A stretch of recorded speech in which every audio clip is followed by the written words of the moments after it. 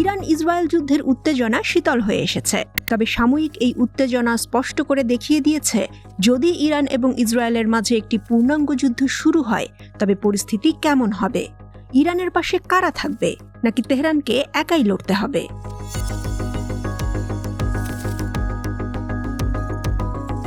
যুদ্ধ শুরু হলে ইরান একা দাঁড়াবে না।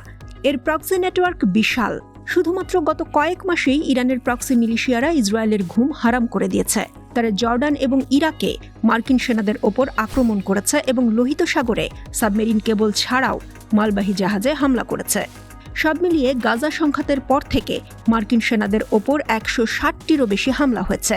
মার্কিন এবং ইসরায়েলি শক্তিকে ধ্বংস করার জন্য ডিজাইন করা একটি কৌশল অনুসরণ করে ইরান এই অঞ্চলে তার প্রক্সি মিলিশিয়াদের অর্থায়ন, সজ্জিত এবং প্রশিক্ষিত করেছে।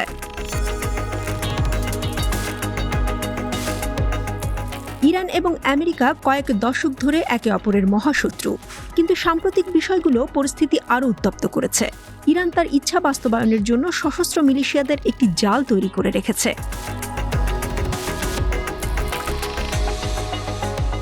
ইরান ইরাক যুদ্ধ সিরিয়াকে ইরানের কাছাকাছি নিয়ে আসে। প্রেসিডেন্ট আসাদের সিরিয়ার সাথে ইরান তার প্রথম প্রক্সি হিজবুল্লাহকে লালন করেছে।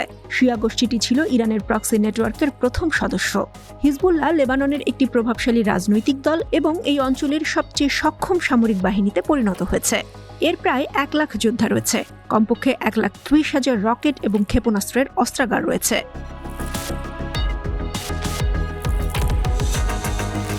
ইরানের বিদেশি উদ্যোগের কেন্দ্রস্থলে রয়েছে রেভলিউশনারি গার্ড কোর IRGC, একটি শক্তিশালী আদর্শিক আধাসামরিক বাহিনী যা ইরানের প্রতিরক্ষা শক্তির মেরুদণ্ড গঠন করে।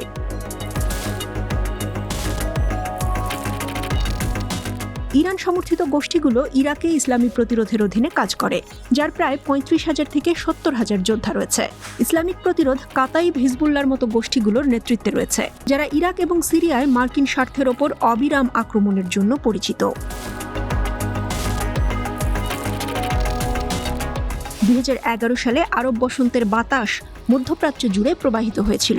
অনেক শাসন ব্যবস্থার পতন ঘটায় এবং বিদ্রোহের বীজ বপন করে। ইরান এই সুযোগটি কাজে লাগিয়ে ইয়েমেনের হুথি বাহিনীর কাছে পৌঁছায়। বিশেষ করে সংযুক্ত আরব আমিরাত এবং সৌদি আরবের বিপক্ষে লড়ার জন্য হুথিকে একটি শক্তিশালী বাহিনী হিসেবে গড়ে তোলে। তারা ইরানের ক্ষেপণাস্ত্র প্ল্যাটফর্ম হিসেবে কাজ করে।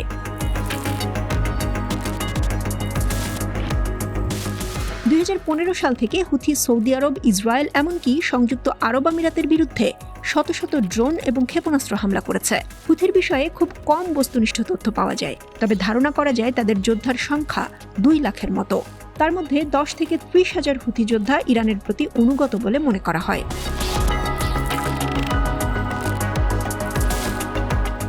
একটু দক্ষিণে ইরানের আরেকটি প্রক্সি হামাস।